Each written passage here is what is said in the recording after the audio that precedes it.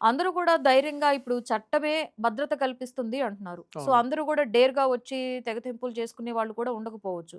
So, ఇక్కడేంటంటే innocent person like ఇటు innocent partner ఇంక వాళ్ళెప్పటికీ లైఫ్ లాంగ్ అలా చూస్తూ ఉండడమేనా? అంటే ఇప్పుడే ఇంతకు ముందుకు చెప్పినాను గదా! ఒక భార్యాభర్తల కాపురంలో ఎవరైనా థర్డ్ పర్సన్ వచ్చినప్పుడు, ఆ పర్సను వల్ల ఈ ఇన్నోసెంట్ భార్యకి గాని, భర్తకి గాని మానసికటువంటి వేధింపులకు గురైనప్పుడు, మానసికంగా వాళ్ళ రిలేషన్స్‌ని ఆయన చూస్తూ ఏమీ చేయలేకుండా ఉండాలి అనుకున్న పరిస్థితిలో అలా ఉండాల్సిన అవసరం లేదండి. హ్మ్. ఖచ్చితంగా వాళ్ళ మీద కేసులు పెట్టొచ్చు. సివిల్ అంటే ఫ్యామిలీ కోర్ట్ గాకుండా సివిల్ సూట్స్ వేసి, సివిల్ మానిటరీ బెనిఫిట్స్‌ని ఆయనకు జరిగినటువంటి లేదా ఆమెకు జరిగినటువంటి ఆ మానసిక క్షోభ అటువంటి ఆ మెంటల్‌కి సంబంధించినటువంటి సైకలాజికల్‌గా తన ఆ డిప్రెషన్స్‌కి సంబంధించి మా డ్యామేజెస్‌ని క్లెయిమ్ జేయొచ్చు. ప్రాబ్లమ్ ఏమీ లేదు.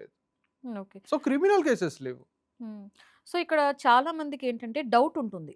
అంటే ఇప్పుడు తన వైఫ్ మీద గాని, లేకపోతే హస్బెండ్ మీద గాని ఎవరితోనో లైక్ ఇలాగే వివాహేతర సంబంధం పెట్టుకున్నారని డౌట్స్ ఉంటాయి. బట్ మీ దగ్గరికొస్తారు. అంటే ఇప్పుడు నేను దీని నుంచి ఎలా ఇది జేయాలి? లేకపోతే ఎలాంటి నేను చట్టాలోకి నాకు హెల్ప్ చేస్తది అని జెప్పేసి మీ దగ్గరికొస్తుంటారు. అంటే నార్మల్‌గా అంటే నేను చట్టపరంగా గాకుండా వ్యక్తిగతంగా జెప్తా ఉన్నాను. మీ భార్య లేదు మీ భర్త ఎవరితోనైనా అఫైర్ పెట్టుకున్నారు అని జెప్పేసి మీరు అనిపించినప్పుడు, సో, లోపం ఎక్కడ ఉంది అని జెప్పేసి మీరు ఫైండ్ ఔట్ జేసేసి, ఆ లోపాన్ని రికవర్ చేసుకునే ప్రయత్నమే జేయాలి గానీ, చట్టం ఏ విధంగా హెల్ప్ చేస్తా ఉందని జెప్పేసి మిమ్మల్ని మీరు రోడ్డు మీదకేసుకుంటే చివరికి నష్టపోయేది మీరు, మీ భార్య, మీ భర్త, మీ కుటుంబము, మీ పిల్లలు మాత్రమే. హ్మ్. సో, ఇక్కడ మీకు పెద్దగా జరిగేదేమీ లేదు. ఓకే. సో, ఈ అమ్మాయి వేరే అబ్బాయితో రిలేషన్‌లో ఉంటుంది. ఆఫ్టర్ మ్యారేజ్ ఎందుకుంటుంది అనేది భర్త గ్రహించాలి. లేదు భర్త రిలేషన్‌లో ఉంటున్నాడు వేరే అమ్మాయితో. ఎందుకుంటుంది అని చెప్పేసి భార్య గ్రహించాలి. మార్చుకునే ప్రయత్నాలు జేయాలి. అంతేగాని రోడ్ల మీద వేసుకుంటే జరిగేది ఏమి ఉండదండి. ఓకే. ఎందుకనంటే దానికి ఎలాగో చట్టభద్రత ఉంది.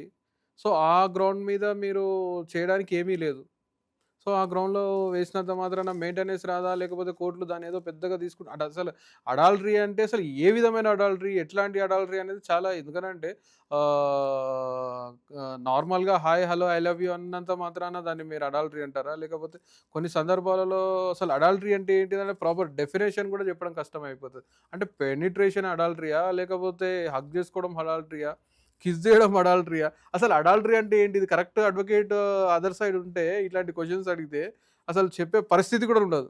హ్మ్.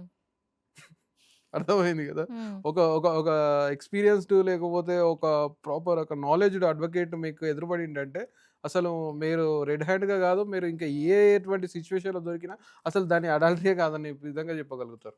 అది ఓకే. బ్యూటీ ఆఫ్ అడ్వకసీ అది వేరే విషయం అనుకోండి. ఓకే. సో, ఇక్కడేంటంటే ఇది అంటే ఈ కాజ్ చూపించి గూడా హస్బెండ్ డివోర్స్‌కి అప్లై చేస్తే దాన్ని చేసుకోవచ్చు. తీర్చేయటం. ప్రాబ్లమే లేదు. తన భర్త సారీ తన భార్య వేరొక అబ్బాయితో రిలేషన్‌లో ఉంటున్నది అని జెప్పేసి తను డివోర్స్‌కి వెళ్ళొచ్చు. ప్రాబ్లమ్ ఏం లేదు.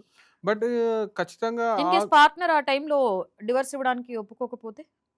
అంటే ఇప్పుడు నార్మల్‌గా డివోర్స్ మనకి 2 రకాలుగా ఉంటాయండి. హ్మ్. ఒకటొచ్చేసి కంటెస్ట్ చేస్తాం. హ్మ్. భార్య గాని, భర్త గాని తను వ్యక్తిగతంగా వెళ్లి డివోర్స్‌కి అప్లై చేసుకుంటారు. అందులో ఒకరే డివోర్స్‌కి అప్లై చేసుకుంటారు. ఇంకొక పార్ట్‌లో ఏంటి అనంటే మ్యూచువల్ కన్సెంట్ డివోర్స్ అనేదుంటది. ఏంటంటే భార్యాభర్త ఇద్దరు కలిసేసి పరస్పర అంగీకారంతోని డివోర్స్‌కి ముందుకు బోతారు. సో, హ్మ్. ఈ రకంగా 2 రకాల డివోర్స్ ఉంటాయి. సో, ఏంటి అనంటే ఇప్పుడు ఒక వైపు ఒక పార్ట్నర్ వచ్చేసి డివోర్స్ ఇవ్వడానికి సిద్ధంగా ఉండి, ఇంకో పార్ట్నర్ వచ్చేసి డివోర్స్ ఇవ్వను అనుకున్నప్పుడు, సో, కంటెస్ట్ చేయాల్సిందే తప్పదింక. అది నార్మల్ డివోర్స్ లాగానే జరుగుతది. అక్కడ అడాల్టరీ ఉందా? లేకపోతే ఇంకోటుందా? ఇంకోటనేది గాదు. అది ఏండ్లు పడతనే ఉంటదది. హ్మ్. మినిమమ్ 4, 5 ఇయర్స్, 6 ఇయర్స్ ఆ విధంగా నడుస్తూనే ఉంటది. సో, ఇక్కడిలా ఉంది. అడల్టరీ ఉంది తన వైఫ్‌కి అని తెలిసింది. సో, ఇక్కడ మగవాళ్ళకి చట్టపరంగా ఉన్నటువంటి వీలేంటిక్కడ? అదే చెప్తున్నా గదా! మానిటరీ బెనిఫిట్స్‌ని క్లెయిమ్ జేసుకోవచ్చు. నా భార్య వేరొకడితో ఉంది. దానివల్ల నేను మానసికంగా చాలా బాధపడతా ఉన్నాను. నేను నిద్రపోతలేను. నాకు అంత మెంటల్ ప్రెషర్ ఎక్కువైపోతా ఉంది. సో, ఈ డ్యామేజెస్‌ని నాకు డబ్బుల ద్వారా రావాలి అని జెప్పేసి ఈ ఇద్దరిని ఎవరైతే ఈ భార్య ఉందో, భార్యకు సంబంధించిన ఆ బాయ్ ఫ్రెండ్ ఉన్నాడో ఇద్దరిని కేస్‌లోకి ఇన్వాల్వ్ జేయొచ్చు. ఇది చాలా బ్యూటిఫుల్ పాయింట్ అది. హ్మ్. ఇద్దరి మీద కేసులు కట్టేసి వాళ్ళ మీద మానిటరీ బెనిఫిట్స్‌ని క్లెయిమ్ జేయొచ్చు. డ్యామేజెస్ క్లెయిమ్ జేసుకోవచ్చు. హ్మ్. ఈ మధ్య కూడా ఎక్కడో కేస్‌లో విన్నాం మనం. అంటే లైక్ ఇక్కడ అడాల్టరీలో ఎవరైతే దొరుకుతారో కపులు, ఆ కపుల్‌లో ఏంటంటే దాడి జరుగుతూ ఉంటది. బట్ అక్కడ ఆవేశం ఎలా ఉంటదంటే అది కట్టలు దాన్ని తెంచుకుంటది. మనం ఏమి జేయలేము. ఆవేశాన్ని కంట్రోల్ జేయమని జెప్తే ఆవేశాన్ని కంట్రోల్ జేసే పరిస్థితి ఉండదు. సో, హ్మ్. అవి దాడులు జరగొద్దు. హ్మ్. అంటే చట్టపరంగా జరగకూడదు. నా వ్యక్తిగత అభిప్రాయం గాదండి అక్కడ ఇది. అన్ని పోలీసులు ఉంటారు. అందరూ ఆ! ఉంటారు. బట్ జరిగే మీడియా దాడి మీడియా గూడా ఉంటది. వాళ్ళు రూమ్‌లో ఉంటే వాళ్ళను తాల్పులు పలగొట్టి ఆ రూమ్‌లోకెళ్ళి వాళ్ళని పట్టుకొచ్చి కొడతా ఉంటారు. ఏదో పెద్ద నేరం, ఘోరం జేసినట్టు. కానీ చట్టపరంగా అదైతే నేరం గాదు. సామాజికంగా అది నేరము. కానీ హ్మ్. చట్టపరంగా అది నేరం గాదది.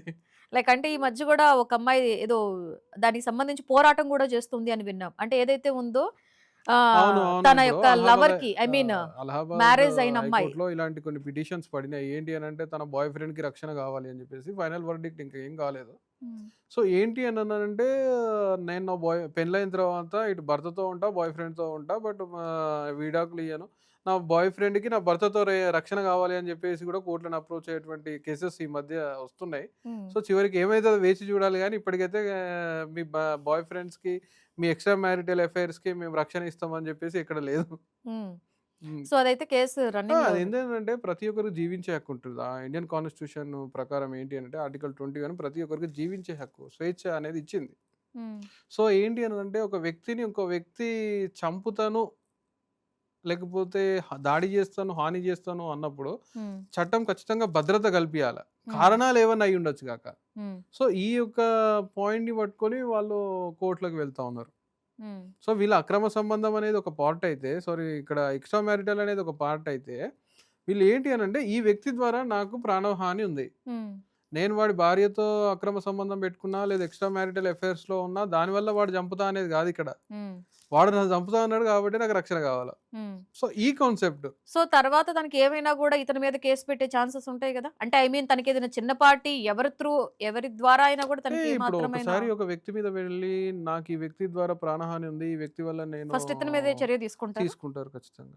హ్మ్. మరింక తప్పదు గదండీ! ఎవరికైనా జీవించే హక్కుంది. వాడు మంచోడైనా, చెడ్డోడైనా, వాడు ఎటువంటోడైనా ఈ సమాజంలో వాడికి శిక్షలు పడితే కోర్టు ద్వారా శిక్షలు పడతాయి. హ్మ్. జైల్‌లో ఉండాలి. అంతేగాని వ్యక్తిగతంగా ఒక వ్యక్తి ఇంకో వ్యక్తి మీద దాడి జేయడం గాని, వ్యక్తిగత దాడులని ఈ చట్టం గాని, సమాజం అనేది ప్రోత్సహించదు. హ్మ్.